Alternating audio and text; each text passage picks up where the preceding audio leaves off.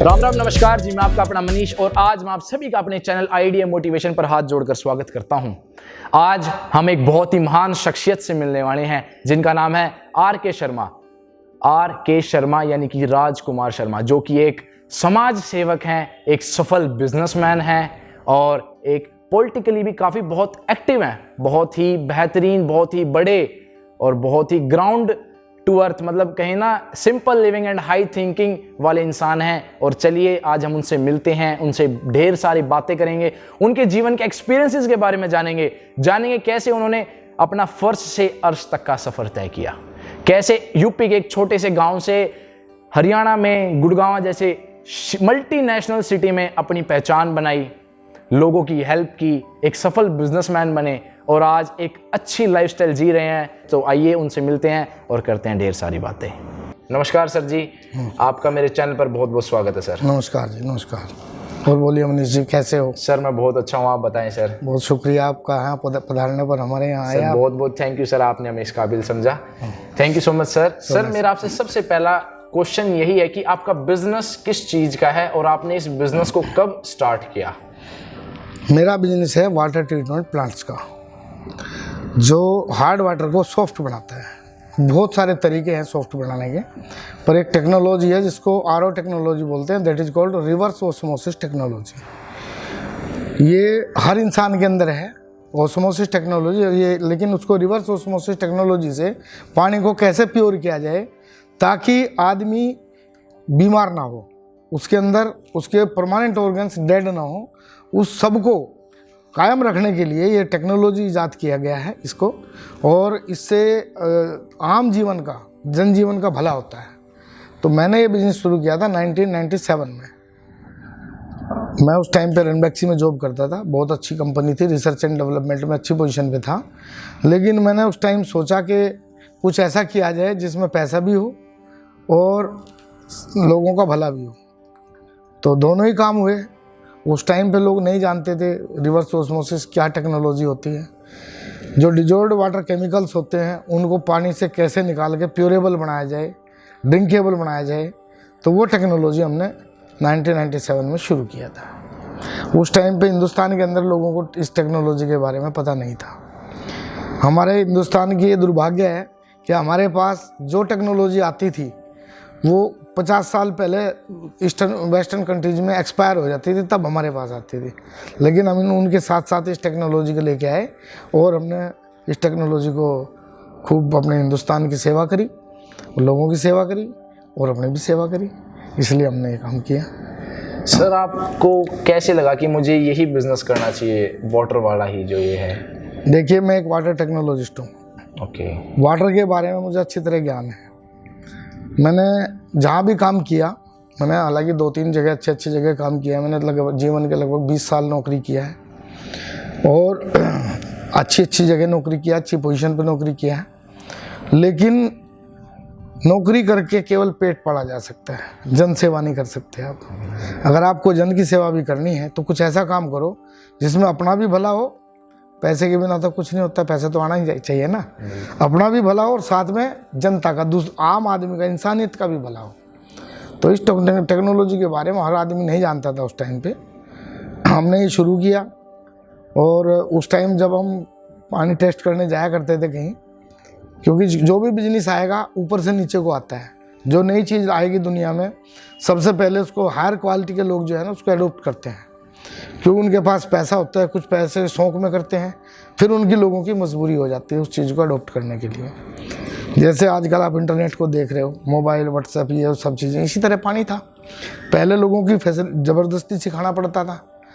Dialysis किया, पानी को एक इधर लिया, एक सॉफ्ट वाटर लिया, जो हार्ड वाटर की हार्डनेस अलग आ जाती थी, लोग डरते थे ये क्या चीज़ है। तब लोगों को पता चलता था कि भाई ये जो पानी है, इतनी गंदगी हम पीते हैं इसमें, यही हमारे बीमारी का कारण है, जो हमारे लीवर को डैमेज करता है, किडनी को डैमेज करता है, हमारे इंटेस्टाइन पर असर डालता है, इवन हमारे ब्लड पे असर डालता है। तो वो टेक्नोलॉजी ऊपर वाले ने हमारे अंदर भी दिया है। हमारी किडनी का काम यही है, जो हमने कैसा भी पानी पी लो उसको फिल्टर करके उसको न्यूट्रलाइज कर देता है, सारे जितने उसके अंदर में हार्ड मेटल्स होते हैं, तब वो हमारे ब्लड को देता है। ब्लड में कभी आपने देखा होगा 0 TDS का पानी जाता है, कभी इंजेक्शन लगाएगा तो डिस्टिल्ड वाटर होता है, उसका कोई TDS नहीं होता। 0 TDS का पानी हमारे ब्लड को दिया जाता है, वही चाहिए। वो काम हमारी किडनी करती है। उसके अलावा जो ये टेक्नोलॉजी है रिवर्स ऑस्मोसिस टेक्नोलॉजी, ये हमने मतलब किडनी के ऊपर ही डिज़ाइन किया है। उसके ऊपर डिज़ाइन करके इसको हमने बनाया, टेक्नोलॉजी अडोप्ट किया हुआ है हमने। कोई ऐसा नहीं कि हमने किया, लेकिन टेक्नोलॉजी अडोप्ट किया है और इसको इम्प्लीमेंट किया है इंडिया के अंदर। सर आपकी फिर जो एजुकेशन है वो आपने क्वालिफिकेशन किस फील्ड से की है? मैं एक्चुअली गांव से बिलोंग करता हूं। मेरा गांव है शामली शामला, यूपी में। पहले डिस्ट्रिक्ट मुजफ्फरनगर बनता था, अब है वो शामली, करनाल के पास पड़ता है, हरियाणा के किनारे, जमुना के किनारे पे मेरा गांव है। वहाँ पे गांव में कोई ऐसे ज़्यादा साधन तो नहीं थे, लेकिन वहीं से मैंने अपनी शिक्षा शुरू किया। फादर टीचर थे, इसलिए उन्होंने हमें पढ़ाया और हम पढ़ते पढ़ते हमने अपना पोस्ट ग्रेजुएशन किया। मैं साइंस ग्रेजुएट हूँ, तो उसमें मैंने अपना पढ़ाई करके फिर अपना नौकरी की तरफ ध्यान दिया। नौकरी किया, फार्मास्यूटिकल कंपनी में किया, रिसर्च एंड डेवलपमेंट में किया, कई फील्ड में मैंने जॉब किया है। लगभग 20 साल अपने जीवन के नौकरी में गुजारे हैं और उसी से फिर आगे बढ़े हैं। सर आप हमें अपनी ज़िंदगी की कोई स्ट्रगल स्टोरी बताएं, कोई किस्सा जो आपको लगा कि ये जो मेरी ज़िंदगी का दौर था ये बहुत मेहनत की, इसमें मैंने बहुत कठिन समय रहा, तो आप हमारे साथ वो तजुर्बा, वो समय शेयर करें। वैसे तो जीवन ही संघर्ष है, स्टार्टिंग से, और जब तक आदमी जिंदा रहेगा संघर्ष ही करता जाएगा। लेकिन उस संघर्ष में कामयाबी कहाँ मिलती है वो आपने डिसाइड करना है। जीवन में हर मौके पे आदमी को, हर पग पे आपको अपॉर्चुनिटी मिलेंगी। कब आप उस अपॉर्चुनिटी को ग्रिप करोगे वो आपके भाग्य पे और आपकी एफर्ट्स पे डिपेंड करता है। मेरे जीवन में संघर्ष ही रहा है, क्योंकि जैसे कि मैंने बताया कि मैं एक जमुना के किनारे से एक छोटे से गांव से बिलोंग करता हूं। हमारे गांव से 25-30 किलोमीटर लगभग 10वीं का स्कूल था उस टाइम पे। कॉन्वेंट एजुकेशन नहीं हुआ करती थी और सरकारी स्कूल में पढ़ा हूँ थ्रू आउट। पढ़ने के बाद में फिर नौकरी करने आए तो नौकरी किया। जीवन का संघर्ष शुरू हुआ जब शुरुआत नौकरी से करनी पड़ी, क्योंकि इस दिल्ली में और दिल्ली के आसपास में मेरा कोई जानकार नहीं था। जो भी किया है अपने दिमाग से, अपनी सोच से, अपनी समझ से किया है, हर वही आदमी को करना चाहिए। एक शब्द है सेल्फ डिपेंडेंट, वो ज़रूरी है आदमी को। जब कॉन्फिडेंस आ जाता है आदमी के अंदर कि भाई मैं सब कुछ कर सकता हूँ, तो फिर आदमी आगे बढ़ता है। तो वही मेरे जीवन का सबसे बड़ा संघर्ष रहा, जो शुरू में मैंने एंट्रेंस किया जॉब के अंदर। क्योंकि बिना अप्रोच, बिना रेफरेंस के किसी गांव से आके आदमी कोई यहाँ पे जॉब करे तो दैट इज़ नॉट पॉसिबल। उस टाइम पे तो था नहीं, आजकल तो बहुत सारे अपॉर्चुनिटी हैं, लेकिन उस टाइम पे नहीं था।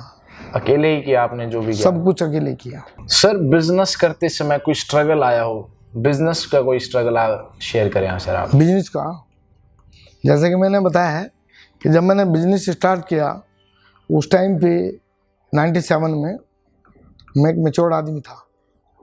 स्टार्टिंग तो शुरू में थी। नया बिजनेस करने में टेक्नोलॉजी कोई नहीं लाएंगे, आप इम्प्लीमेंट करेंगे या कोई भी नया बिजनेस करेंगे तो दिक्कत तो आएगी, स्ट्रगल तो था। क्योंकि वाटर टेक्नोलॉजी के बारे में हिंदुस्तान में लोग नहीं जानते थे कि हल्का वाटर क्या होता है, आरओ वाटर क्या होता है, इस बारे में कोई किसी को ज्ञान नहीं था। जब हम जाते थे पानी टेस्ट करने के लिए 2 गिलास उठा के ऐसे रखते थे और डायलिसिस करते थे, तो ये सॉफ्ट वाटर है, हार्ड वाटर है।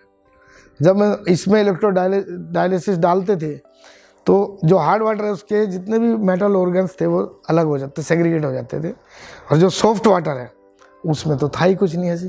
तो उस टाइम आप जैसे लोग ये कहते थे ये तो कोई जादूगर है यार, इस पानी में क्या डाल दिया आपने। वो सबसे बड़ा स्ट्रगल का पॉइंट था, क्योंकि हम हाईली एजुकेटेड आदमी थे। हमने ठान लिया था कि हमने आगे बढ़ाना है इस बिजनेस में और हमने जन सेवा करनी है, लोगों को बीमारी मुक्त करना है और पैसा भी कमाना है। तो उस टाइम हमें स्ट्रगल का सामना करना पड़ता था। हर आदमी मैं सबकी निगाह से देखता था। जब हम जाते थे अपॉइंटमेंट लेके जाते थे तो वो लोग कहते थे भैया, जब आप टेस्ट करते थे पानी, वो कहते थे इसमें क्या डाल दिया आपने, पानी तो दोनों उसी के थे। एक मिनरल वाटर हुआ करता था, बोटल्ड वाटर जिसको लाते थे, एक सॉफ्ट वाटर होता था, हार्ड वाटर होता था उसका डायरेक्ट। तो उससे हमें वो आदमी डर जाता था, उसको पता चलता था मैं क्या पी रहा हूँ। वो हमारे लिए सबसे बड़ा स्ट्रगल का टाइम था।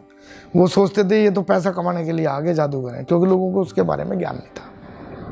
अब धीरे धीरे ज्ञान हो, अब आप देख रहे हो घर घर में आरो के बगैर जिंदा नहीं रहता आदमी। सही बात। उस टाइम पे हमने स्ट्रगल करना पड़ा, अब स्ट्रगल नहीं है।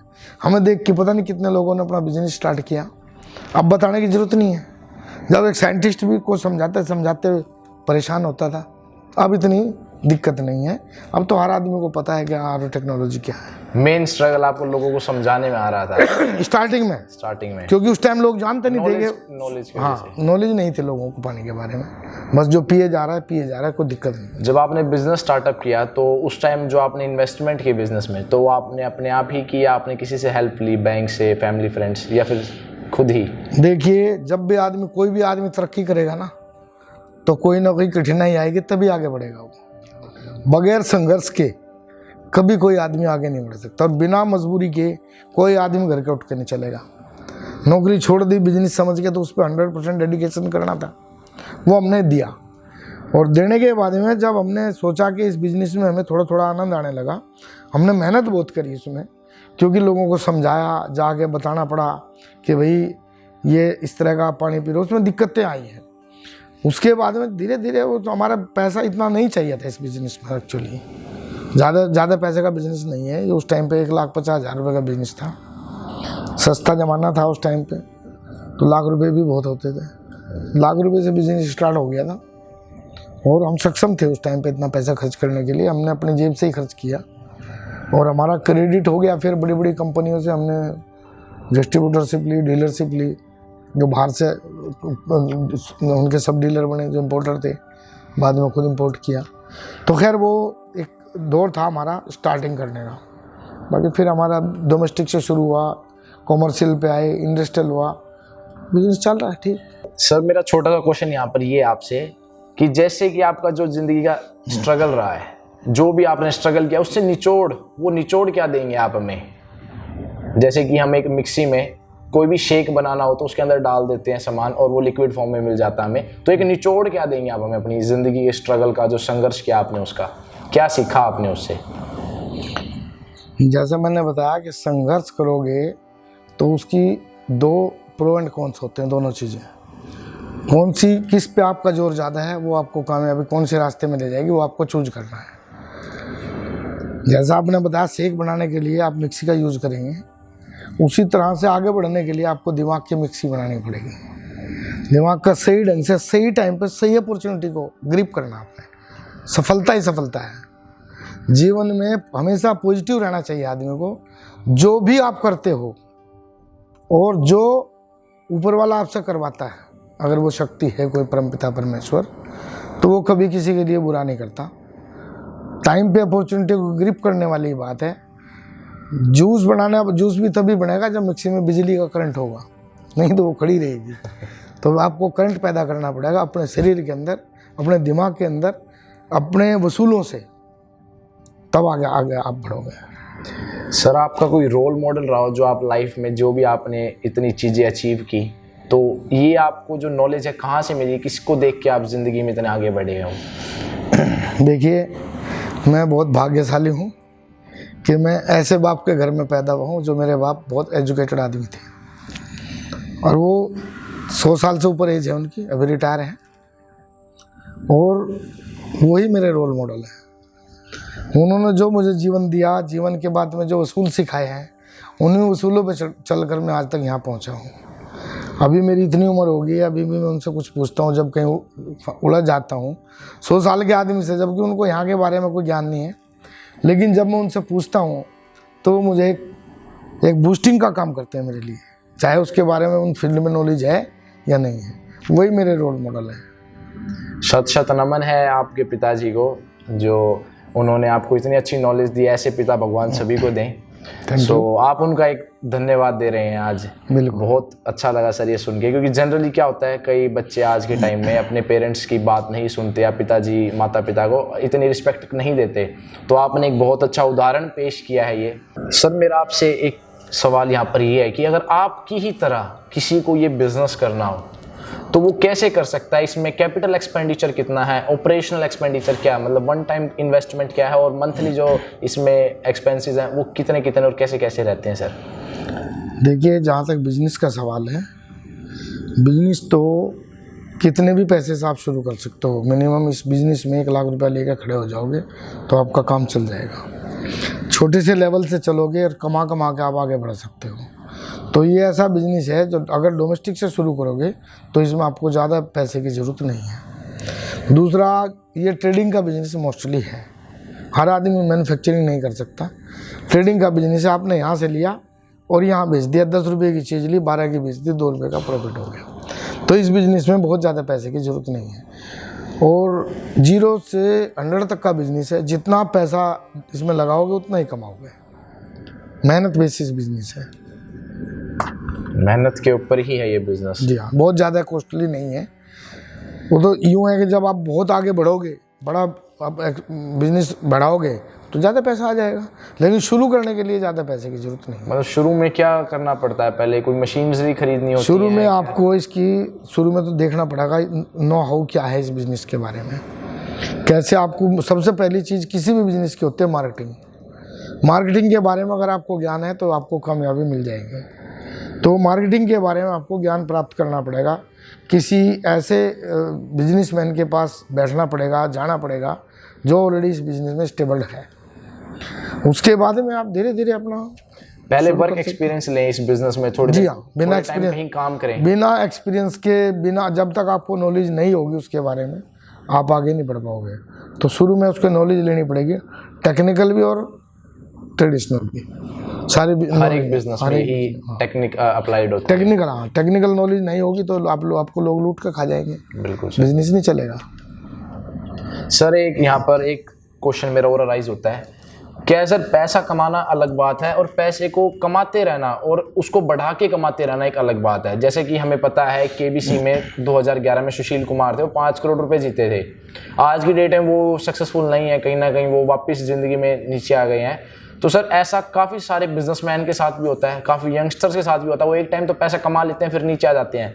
तो सर मैं आपसे ये छोटा सा क्वेश्चन यहाँ पर ये है कि अगर कोई 1 लाख रुपए कमा रहा है अगर मंथली, तो उस 1 लाख को कैसे डिवाइड करे कि एंटरटेनमेंट पे मेरे को इतना खर्च करना चाहिए, मेरे को इन्वेस्टमेंट इतनी करनी चाहिए, 1 लाख में से सेविंग कितनी करनी चाहिए, मतलब उस 1 लाख को किस तरीके से वो डिवाइड करे, सेविंग्स में, इन्वेस्टमेंट में, एंटरटेनमेंट में और जो उसके डेली बेसिस हैं। तो सर ये बताएं आप मुझे।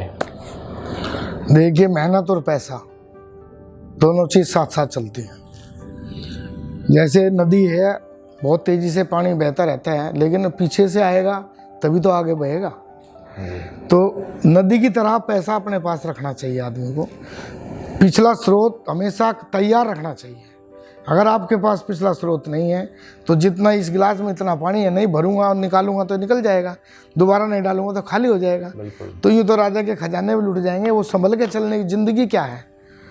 ज़िंदगी एक जीवन की, मैं आपको एक छोटी सी बात बताता हूँ। जीवन हमारी गाड़ी की तरह चलता है, सबका जीवन ऐसे ही चलता है। अगर उसको हम स्मूथली चलाएंगे, बड़े ध्यान से चलाएंगे तो आराम से ज़िंदगी गुजर हो जाएगी। समय बहुत कीमती है, समय दोबारा वापस नहीं आता है। समय की जिसने कदर किया है वही इज्जत पाई, उसने शोहरत पाई और पैसा भी कमाया। पैसा बहुत कुछ है लेकिन सब कुछ नहीं होता। लेकिन पैसा कमाने के लिए आपको ये ध्यान रखना पड़ेगा कि ये हमारे पास आज 100 रुपये हमारी जेब में आए हैं तो हमने इसमें से कितना खर्च करना। मेरे हिसाब से 10% कम से कम बचा कर रखना चाहिए।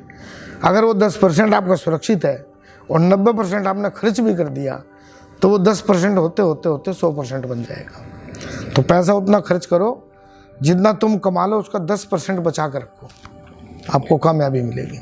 सर जैसा भी आपने कहा कि 90% को आप यूज़ करें और 10% को सेव करें, तो सर उस 90% को थोड़ा और आप हमें डिस्क्राइब करेंगे सर थोड़ा और, कि कैसे उसमें से इन्वेस्टमेंट कितना करें, अपनी स्किल्स पे कैसे लगाएं, मतलब थोड़ा सा और ये और हमें आप डिस्क्राइब करें। वो 90% जो बचा है ना, वो डिपेंड करता है आपकी ज़रूरतें कितनी है। अगर आप मैरिड हो, 4-5 बच्चे हैं तो उसको सोच समझ के खर्च करना पड़ेगा। और आप अकेले हो तो भाई अकेले के हिसाब से खर्चना, उसका कोई ऐसा क्राइटेरिया नहीं है। लेकिन वो आपने खुद सोचना, हर आदमी को पता होता है कि मुझे कितना खर्च करना चाहिए, कितना नहीं करना चाहिए। हर तरह के आदमी है जो संभल के चलता है वो उसमें से, ये इसका कोई क्राइटेरिया नहीं है कि इंटरटेनमेंट में आपने कितना खर्च करना है। 10% बचा के रख लिया ना आपने, 100 रुपये में से 10 रुपये बचा लिए तो वो 10 रुपये काफ़ी है, उनको छेड़ो मत। और 90% में से 40% कम से कम अपने बिजनेस को आगे बढ़ाने के लिए यूज करो। बचा आगे जो भी पैसा बचा है 40-50% उसको बच्चों पे, अपने खाने पीने पे, अपने जीवन पे खर्च करना चाहिए। जीवन है, देखो सबसे ज़्यादा पैसा अपने ऊपर खर्च करना चाहिए। खाने पीने का, पहनने का, उसका हर चीज़ का ध्यान रखना चाहिए। हम सुरक्षित रहेंगे तभी तो आगे कमाएंगे। तो जीवन में हम एक पिलर हैं, जो कमाने का साधन है वो हम हैं। तो हमने अपने आप को सुरक्षित रखने के लिए हर चीज़ का ध्यान रखना पड़ेगा। 10% भी रखना है और 90% में से कैसे खर्च करना है वो हमने खुद डिसाइड करना है।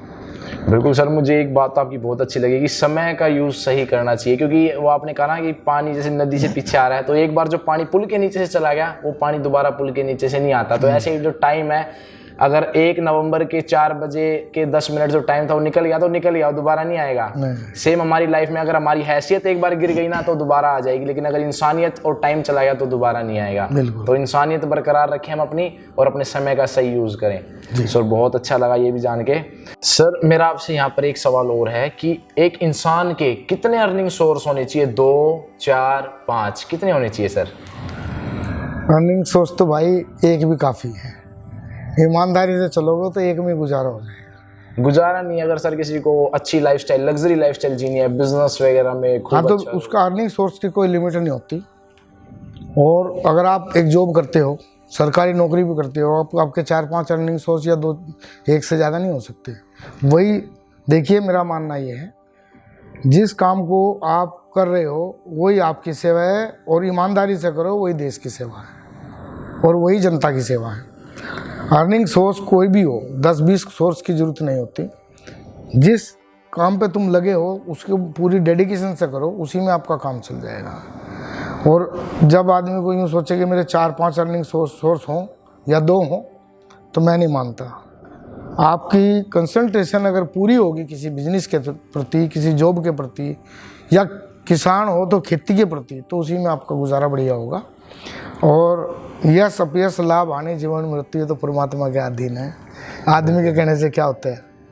कोई ये नहीं सोचता कि भाई मेरे इन शर्टों लगी, अगर ऊपर वाले ने लिखी है तो वही जाती है। कोई ये नहीं सोचता मैं गरीब हूँ, अगर ऊपर वाले ने किस्मत में लिखा है तुम्हारे कर्म खराब हो जाएंगे, तुम गरीब हो जाओगे। तो अर्निंग सोर्स तो एक ही काफ़ी है। एक ही, मतलब आप एक चीज़ को शिद्दत से करते रहें, उससे आपके रास्ते निकलते जाएंगे। जी हाँ, शिद्दत बहुत ज़रूरी है।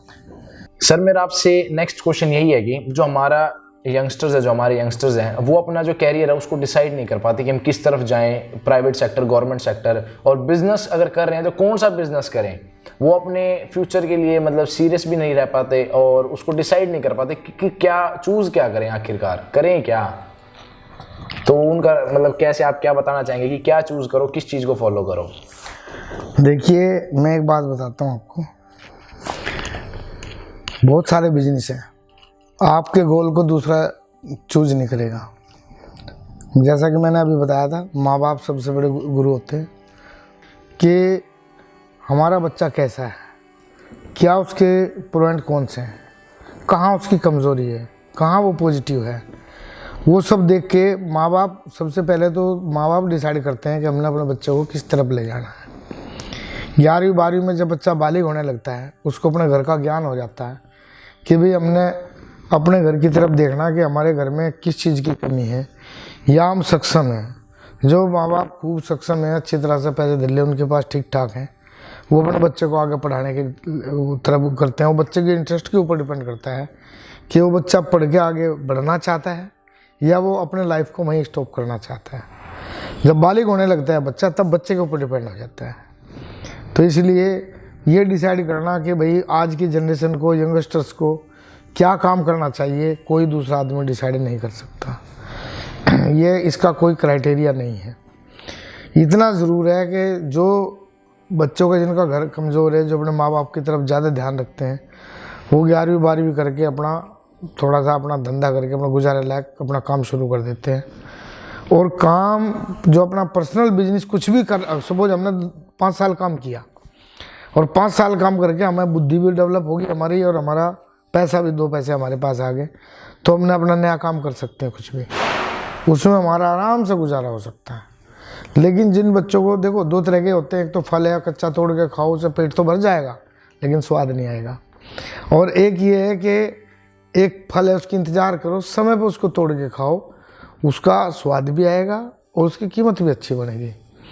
तो अगर बच्चा सक्षम है, माँ बाप सक्षम है, बढ़ा सकते हैं उसको आगे, तो जो समय पे जिस टाइम पे सोने के टाइम सो, खाने के समय खाओ, खेलने के समय खेल लो, समय पर जो काम करना है उस समय पे उसी काम को करो। तुम्हारी पढ़ने की उम्र है, तुम पढ़ो, परिपक्व पढ़ो, जहाँ तक तुम पढ़ सकते हो पढ़ो, उसमें इंटरेस्ट पैदा करना बच्चे का काम है। माँ बाप पैसा खर्च कर सकता है, बुद्धि ऐसी चीज़ है, ज्ञान ऐसी चीज़ है, वो खरीदा नहीं जा सकता, वो क्रिएट किया जाता है अंदर से। तो क्रिएट करना है, जब ज्ञान से आदमी सब कुछ कमा सकता है। अगर तुम्हारे पास बुद्धि है, ज्ञान है, तुम दुनिया में कहीं चले जाओ, कोई उसे चुरा नहीं सकता, कोई छीन नहीं सकता, और उसके दम पे आप कहीं भी बैठ के कमा सकते हो। तो ये डिसाइड करना कि ये बच्चा क्या करेगा, ये क्या नहीं करेगा, इतने तो बहुत कम दुनिया में आदमी है कि मेरा बेटा, मैं राजा हूँ तो मेरा बेटा भी राजा बन जाए।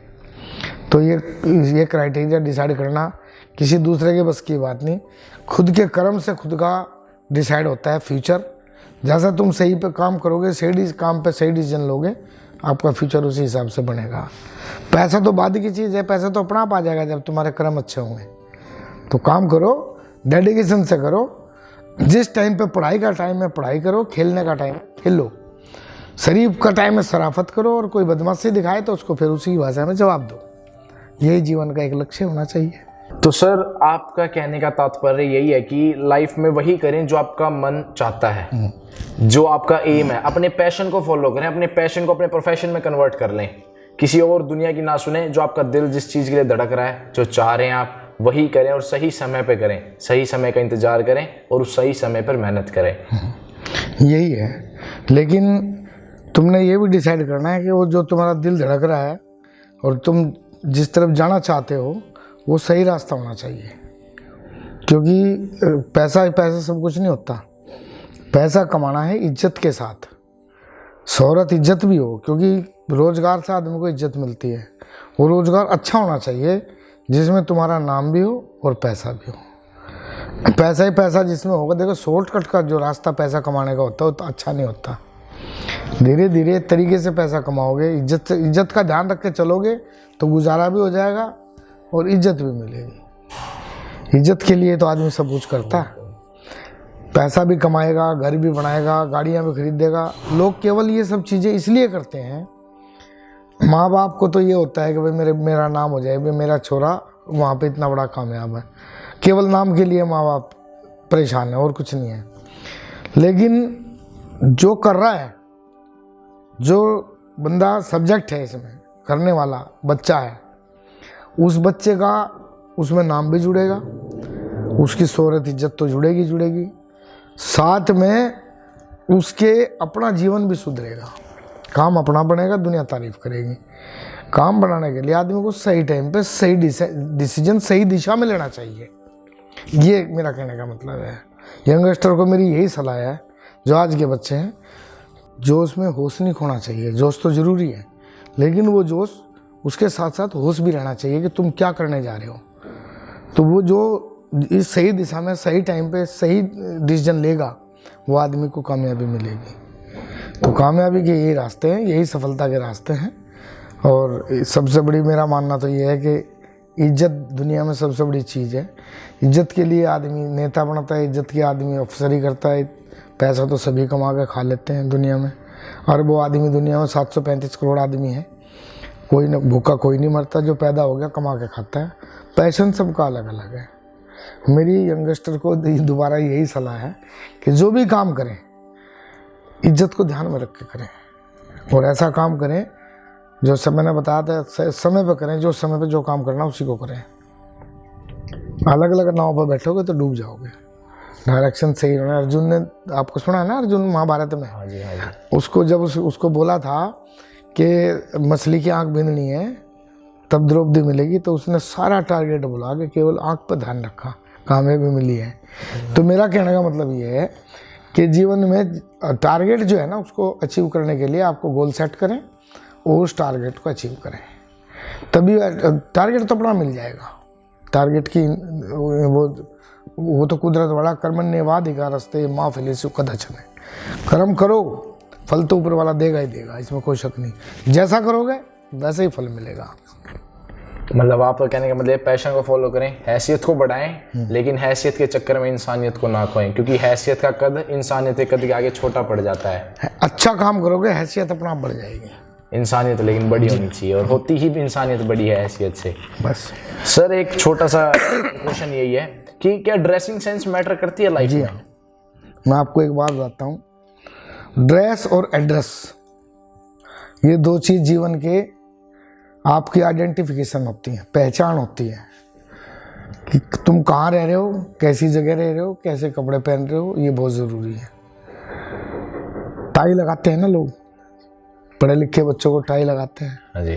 कोर्ट में जाओगे, वकील वेल ड्रेस होना चाहिए। जज बैठा वो भी टायर वो लगा के बैठता है। वो खाम खा नहीं बैठता, उसे ठंड नहीं लग रही है, वो कोट पहनता है नहीं। जब आप टाई लगा के कहीं खड़े होगे ना, तो तुम्हारा दिमाग ऑटोमेटिक चेंज हो जाएगा। तो ड्रेस जो है वो बहुत महत्व करती है आपके जीवन में। जिस तरह से तुम अपने को वेल सेटल्ड वेल ड्रेस रखोगे, बुद्धि भी आपकी उसी हिसाब से काम करेगी। वो ड्रेस आपको सोने नहीं देगी, सुस्ती नहीं आने देगी, आपको एक खड़ा रखेगी, कॉन्फिडेंस देगी वो ड्रेस। यही कहना चाहते हैं आप? जी हाँ, कॉन्फिडेंस आएगा ड्रेस से। बिल्कुल आएगा। सर मेरा आपसे यहाँ पर एक क्वेश्चन अराइज ये होता है कि जो आप पॉलिटिकली इतने एक्टिव हैं, आप इतनी समाज सेवा कर रहे हैं, तो आपका ये पॉलिटिक्स की तरफ रुझान कैसे गया? हाँ, ये सवाल आपने बड़ा अच्छा पूछा। पॉलिटिक्स की तरफ रुझान कैसे गया? हर चीज़ मजबूरी में होती है, कुछ शौक में भी होती हैं।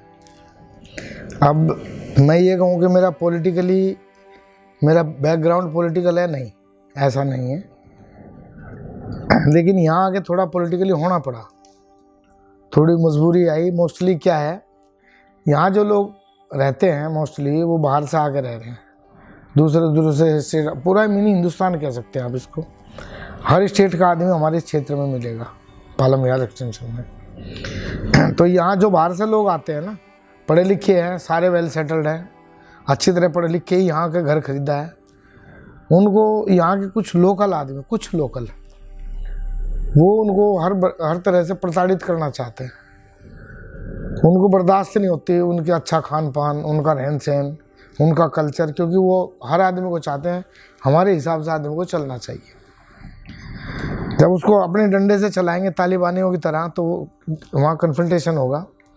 तो वही यहाँ हुआ है। मैं तकरीबन मुझे 25 साल हो गए यहाँ पे।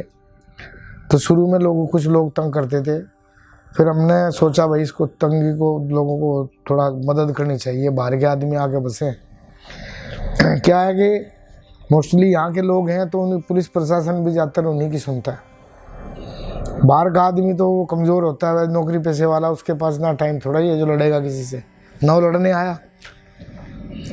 लेकिन जब उसको कोई छेड़ेगा तो जवाब तो देगा ना, जवाब देना ही उसके लिए घातक सिद्ध हो जाता है। उन चीज़ों को देखते हुए लोग हमारे पास आए, दुखी होकर आए। हम थोड़ा पहले आ गए थे लोगों से, आगे उन्होंने कहा कि हमारी मदद करो।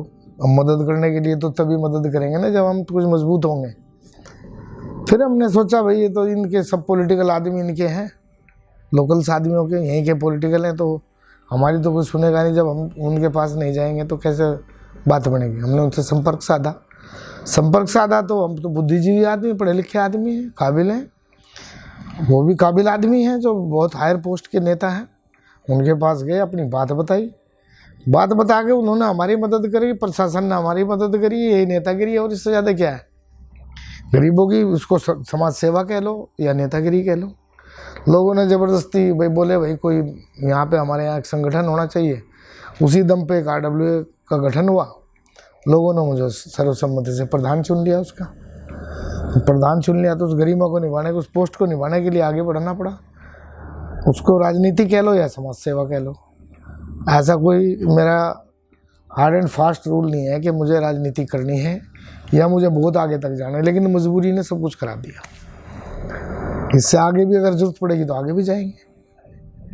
बाकी जो यहाँ के सीएम हैं, मिनिस्टर हैं, जो भी हैं, उन सब लोगों से हमारे अच्छे संपर्क रहे हैं और आगे भी रहेंगे, क्योंकि हम अच्छा काम करने वाला आदमी, गलत काम तो हम सोच भी नहीं सकते।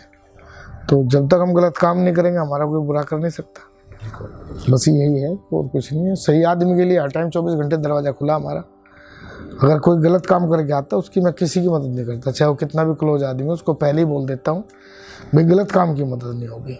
सही काम करके आओगे तो आपकी हर तरह से मदद होगी, तन मन धन से। मतलब आपने simple living and high thinking को पूरा जी हाँ। फॉलो किया है लाइफ में। यही होना चाहिए। कर्म प्रधान रहे हैं आप, आपने धर्म का साथ दिया हमेशा और अच्छे कर्म किए हैं। और सर एक छोटा सा क्वेश्चन और आता है कि जो आप जैसे समाज सेवा, आप धर्म कर्म भी बहुत इनमें विश्वास रखते हैं, दान पुण्य, तो सर क्या ये कोई अमीर इंसान ही कर सकता है, क्या कोई मिडिल क्लास या एवरेज इंसान नहीं कर सकता इनको? मतलब क्या देखिए ऐसा है, धर्म कर्म जरूरी नहीं है कि भाई तुम दान करोगे तो तुम्हारे पास धन होगा तभी। दान बहुत तरह के होते हैं। सबसे बड़ा दान तो विद्या का दान है, जो हम कर रहे हैं वो भी दान है। जो गरीब आया उसकी मदद कर दी, उससे बड़ा दान क्या है? किसी ने तुम्हारी भिक्षा डाल दी 10 रुपये किसी की झोली में डाल दी, वो दान नहीं है। अगर दान करना है तो उसको विद्या का दान दो, उसको मदद करो, फ्री में मदद कर रहे हो वो भी दान है। सलाह दे रहे हो किसी को वो भी दान है। एक दुखी आदमी है, बहुत परेशान है, लोग उसे गुंडे पेल रहे हैं, बदमाशी कर रहे हैं, तंग कर रहे हैं, उसकी जान और इज्जत दोनों दांव पे लगी है और तुमने उसकी मदद करी, उसको सही राह दी, वो भी दान है। फ्री में जो काम किया जाए वो दान है। ये ज़रूरी नहीं है कि मालदार आदमी ही दान करते हैं। जो ज़्यादा दान करते हैं वो ज़्यादा पाप भी करते हैं। ऐसा नहीं है, पाप से कमाया हुआ पैसा, हाँ दान करना चाहिए, गरीबों की मदद करनी चाहिए, जो जायज़ बात है। और किसी की जायज़ मदद करनी चाहिए, वो करनी चाहिए हर हालत में। सही काम पे आदमी की मदद बहुत ज़रूरी है। मदद से ही तो संसार बसा है। बिल्कुल। पूरी दुनिया, घर में देख लो, गांव में देख लो, देश में देख लो, विदेश में देख लो, पूरी दुनिया में देख लो, दोस्ती और दुश्मनी साथ साथ चलती है।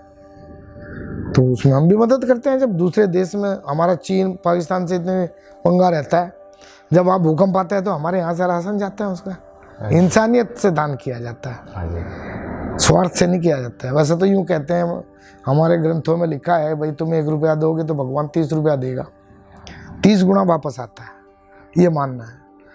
लेकिन दान है, दान हर चीज़ का दान देना, दान की कोई परिभाषा नहीं है, बहुत सारे दान होते हैं, जिसकी जैसी क्षमता वैसा दान कर देना चाहिए। आप किसी बेजुबान की हेल्प कर दे, हर तरह की करना चाहिए, कुछ भी करो, श्रद्धा है अपनी। ये तो सब कुछ देखिए सृष्टि में, मैं एक बात बताता हूँ आपको, जो आदमी है ना वो सृष्टि का राजा है, हर चीज़ उसके बस में, और उसी के दम पे सारी चीज़ें चलती हैं। परमाणु बम भी उसी के हाथ में, अगर वो बटन दबा दे तो सारी सृष्टि खत्म हो जाएगी, और उसी ने उसको बनाया है। भगवान तो किसी ने नहीं देखा, लेकिन इंसान जरूर देखा है। इंसान के हाथ में सब कुछ है, कुत्ते, बिल्ली, फल, फ्रूट, पौधे, पत्ती, सब पौधों को पानी इंसान देगा, उससे ऑक्सीजन आएगी तो इंसान की जान बचेगी। एक दूसरे के पूरक दुनिया में है। गरीब अमीर की मदद करता है, अमीर गरीब की करता है। गरीब ना हो तो घर कैसे बनेंगे, मजदूर तो चाहिए। सही बात है, तो हर आदमी बैलेंस होना जरूरी है। बैलेंस जरूरी है। माली भी होगा तो पौधा भी होगा। बिल्कुल। और सर लाइफ में कोई भी फील्ड चूज करने से पहले कितनी दूरदृष्टता जरूरी है? मतलब कितना, अगर लाल कोई बिजनेस ही कर रहा है तो कितने साल कम से कम आगे उसको देखे कि हाँ भाई 4 साल बाद क्या होगा, 5 साल, कितना दूर देखना कम से कम जरूरी है कोई भी काम करने से? देखिए मेरी बात सुनिए, भविष्य को आज तक कोई नहीं देख सका, आकलन कर सकता है। हाँ जी। कहते हैं ना, आपने सुना होगा आकाशवाणी है, हाँ जी। रेडियो में आता था पहले, अब भविष्यवाणी है। अब 8 दिन पहले बता देते हैं कि भाई यहाँ बारिश होगी कि नहीं होगी। वो गणित है, जरूरी 100% नहीं है कि आज मैंने बोल दिया गुड़गांव में बारिश होगी तो होगी ही। ऐसा ही काम रिसर्च का भी होता है, हर चीज़ रिसर्च नहीं हो सकती। लेकिन ये सोचना कि इसमें हमें भलाई मिलेगी, वो तो आदमी को पता होता है। थोड़ा सा आदमी उसी तरफ ध्यान लगाए, अपना डेडिकेशन दे, जो अच्छा काम है, जिसमें भलाई मिलेगी, जिसमें आपको पैसा आ सकता है। मैंने बताया था ना, लाभ हानि जीवन मृत्यु, यश अपयश परमात्मा के अधीन है। कर्म करो अच्छा तो फल जरूर मिलेगा। वो तुमने देखना कि कौन सा कर्म अच्छा है, कौन सा बुरा है। मतलब फ्यूचर में अपना थोड़ा दूरदृष्टि रखना लेकिन जरूरी है कि नहीं? लाइक दूरदृष्टि बहुत ज़रूरी है। दूरदृष्टि अगर दूरदृष्टि नहीं रखोगे आकलन करके चले। आकलन भी करना पड़ेगा। जो भी काम करो सोच समझ के करो। सोचने की शक्ति हर आदमी में नहीं होती है, इसीलिए तो सलाहकार रखे जाते हैं। अगर आपके पास शक्ति नहीं है, दूसरों से सलाह लो, 10 आदमियों से सलाह लो और फिर अपना मनन करो बैठ के कि कौन से काम में हमें सफलता मिल सकती है। तो सर लाइफ में रिस्क लेना बहुत ज़रूरी है, मतलब रिस्क लेना चाहिए इंसान को? रिस्क लेना चाहिए, बिना रिस्क तो आदमी आगे बढ़ेगा नहीं। जीवन में रिस्क ही सबसे ज़्यादा वैल्यूएबल होता है। जितना आदमी, हार जीत तो हर जगह छिपी है। जैसा कि मैंने बताया ना, more risk more money. Business जितना बड़ा करोगे, जितना रिस्की बिजनेस होगा, उसमें उतना ही ज़्यादा पैसा आप कमा सकते हो। और उस बिजनेस को या उस काम को, जिस काम को भी तुम कर रहे हो, जैसे मैं एक एग्जांपल देता हूँ, हवाई जहाज़ से आप चलोगे तो घंटों का सफ़र मिनटों में तय हो जाएगा। लेकिन अगर कहीं क्रैश हो गया या उसका ऊपर तेल पानी ख़त्म हो गया तो नीचे गिर जाओगे, फिर हड्डी नहीं बचेगी। बचने के चांस 1% भी नहीं है। इसी तरह से अगर आप बैलगाड़ी में चलोगे तो बहुत सस्ता सफ़र है, समय ज़्यादा लगेगा लेकिन रिस्क बहुत कम है। तो इसीलिए तो हर आदमी, जितना आदमी पैसा कमाएगा, जितना आगे बढ़ेगा, जितना रिस्क लेगा, उतनी तरक्की भी मिलेगी उसको। वो है ना एक उसमें कि डर के आगे जीत है। हाँ जी। तो डर जरूर हरा, ऐसा दुनिया में कोई आदमी जिसमें बुद्धि हो डर ना लगता हो। डर सबको लगता है, लेकिन एक अंदर से एक इच्छा शक्ति भी होती है आदमी की, नहीं मुझे खतरा नहीं हो सकता। जवान जब लड़ने चलता है ना, तो उसको 100% आत्मा उसकी कहती है मरेगा नहीं तो दूसरे को मार के आएगा, बेशक मर जाए। अगर वो आत्मा उसको पहले डरा दे कि नहीं तो मर जाएगा, जाते तो गोली नहीं चला पाएगा वो। तो इसलिए रिस्क तो लेना चाहिए। ऊपर परमात्मा का अधीन छोड़ दो सब कुछ। अगर वो शक्ति है, सर्वशक्तिमान जिसको कोई देख नहीं सकता, तो वो उसके ऊपर छोड़ दो। लेकिन कर्म अच्छा करो।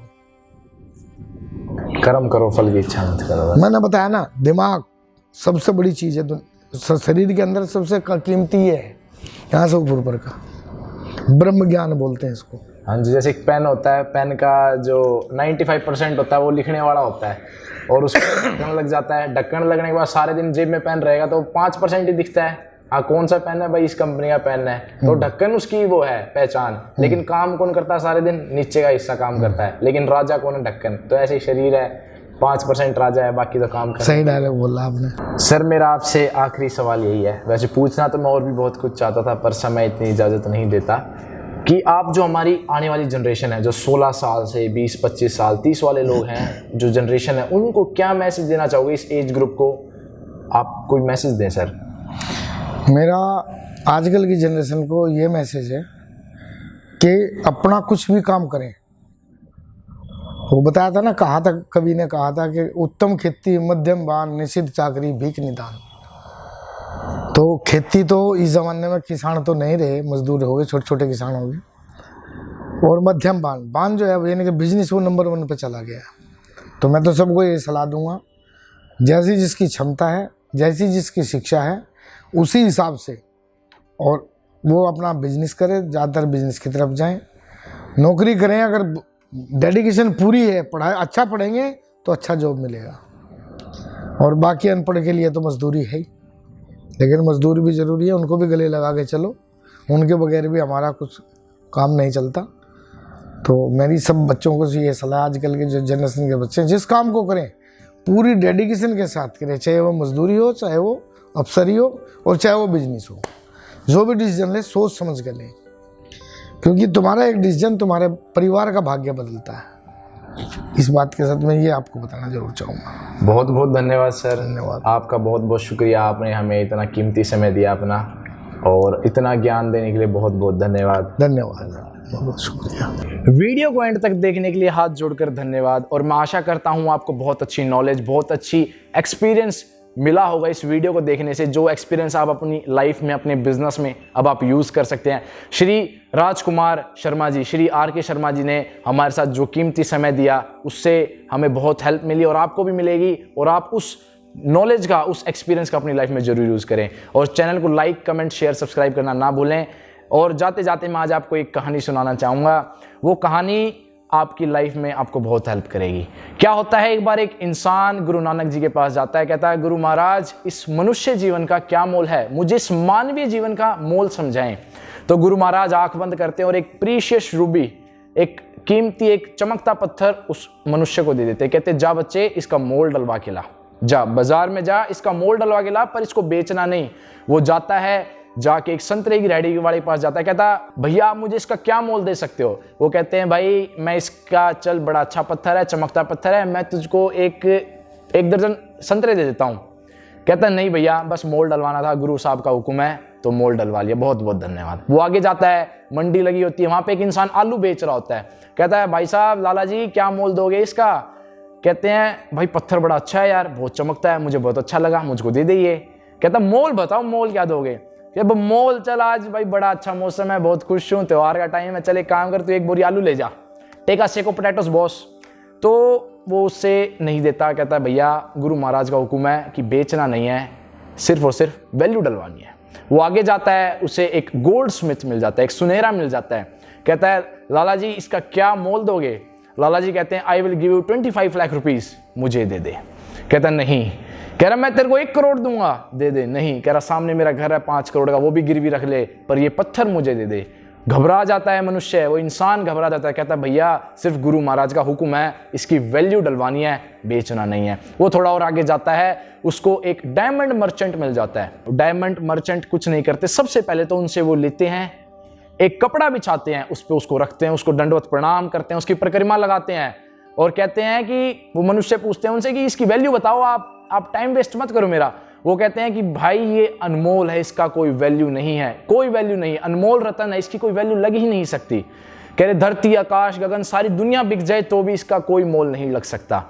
तो वो भागा भागा जाता है, कहता गुरु साहब ये बीती, अब तो बताओ मनुष्य जीवन का क्या मोल है। गुरु साहब एक ही लाइन कहते हैं, बच्चे चाहे इस जिंदगी को 1 दर्जन संतरे के भाव बेच ले, चाहे इस जिंदगी को 1 बोरी आलू के भाव बेच ले, चाहे इस जिंदगी को 5 करोड़ के भाव बेच ले, और चाहे इस जिंदगी को एक अनमोल जीवन बना ले, सब तेरे हाथ में है बच्चा, सब तेरे हाथ में है। सो दोस्तों, श्री आर.के. शर्मा जी से सिर्फ यही सीखा। आदरणीय पॉलिटिशियन हैं जो हमारे, आदरणीय समाज सेवक हैं जो, आदरणीय बिजनेसमैन हैं, उनसे हमने सिर्फ और सिर्फ जो मुझे लगा, जो मुझे कंक्लूजन लगा, वो यही सीखा कि जो भी आपका जीवन है उसको अनमोल बनाएं। उसकी आपके हाथ में है कि आप उसको कितना अनमोल बना सकते हैं। उसमें हार्डवर्क करें, सही टाइम पे सही चीज़ें करें, टाइम का यूज़ करें, अपने माता पिता की रिस्पेक्ट करें और अपने जीवन को अनमोल बनाएं। वही काम करें जिसके लिए आपका दिल धड़कता है। और आर.के. शर्मा जी, हमारे सर का बहुत बहुत धन्यवाद करता हूँ, इतना प्रीशियस समय देने के लिए हमें। आपका दिल से धन्यवाद सर, और मिलते हैं आपसे अगली वीडियो में। तब तक के लिए बाय बाय एंड जय हिंद।